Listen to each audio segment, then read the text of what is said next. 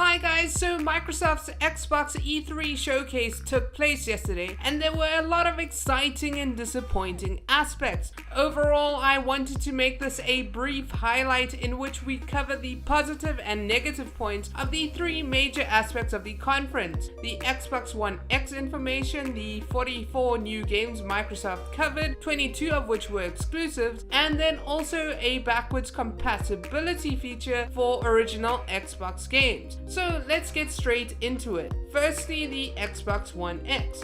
Project Scorpio finally received a name, price, and release date. Xbox One X will be coming out on the 7th of November and will cost $499.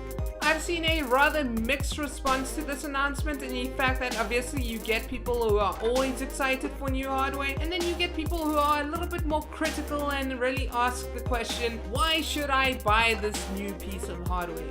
A lot of detractors are saying that the console is very expensive, almost expensive enough to warrant building a gaming PC if you are on the market to upgrade. And then there's also the fact that the Xbox One X has no exclusive games, so the only thing you're really missing out on is the better quality image, if you choose not to buy it, it seems.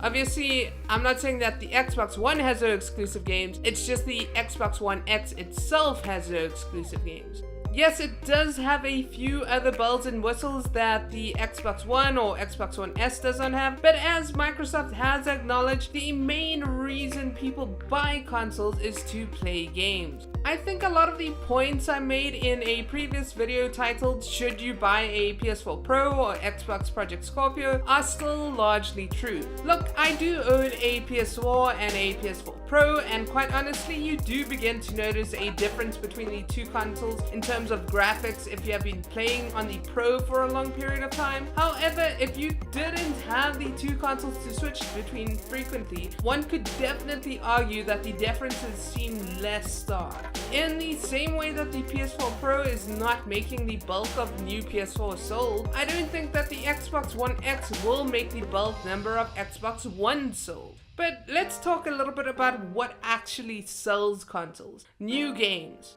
Arguably the most important aspect to some people of Microsoft, Sony, and Nintendo's conferences is the announcement of new games. So Microsoft showcased a total of 42 new games, with a total of 22 being console exclusive, even if only for a limited time. I saw quite a few people make the comment that it seems that Microsoft went around the world signing timed exclusivity contracts with a lot of different indie developers. Regardless of how you feel about this idea, a lot of the games did look very interesting. I will complain a little on the fact that it does seem that no new unseen AAA Xbox exclusives were announced.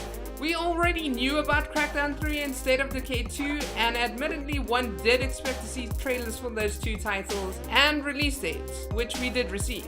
All of this said, I am really excited for Sea of Thieves and Crackdown 3. I can really see myself getting into the social aspects of these two games. I'm just hoping that Sea of Thieves has sea shanties.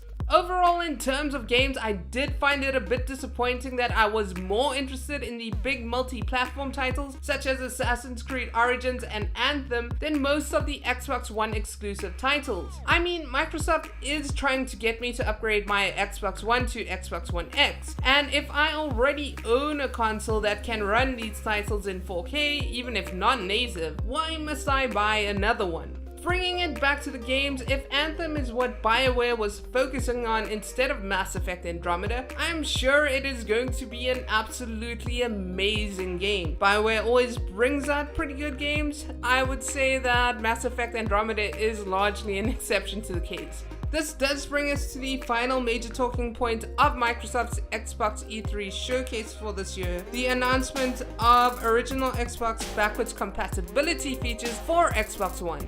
Look, to be entirely honest with you, this was an announcement that I probably cared about the least.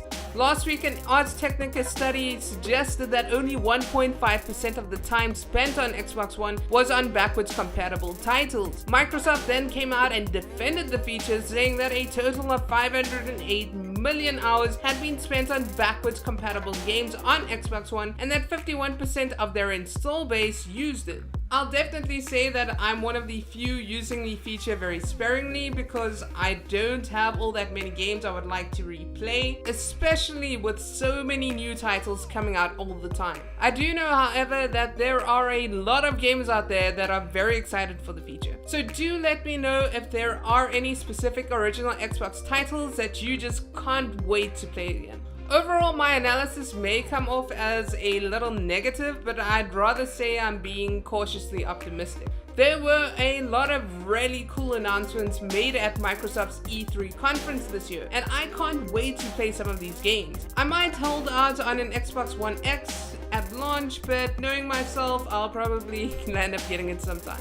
What was your favorite announcement at Microsoft's Xbox E3 showcase? And are you excited for the Xbox One X? Which new game are you most looking forward to? Please share in the comments down below. And if you liked this video, please remember to subscribe. Thanks for watching, and I'll see you in the next one.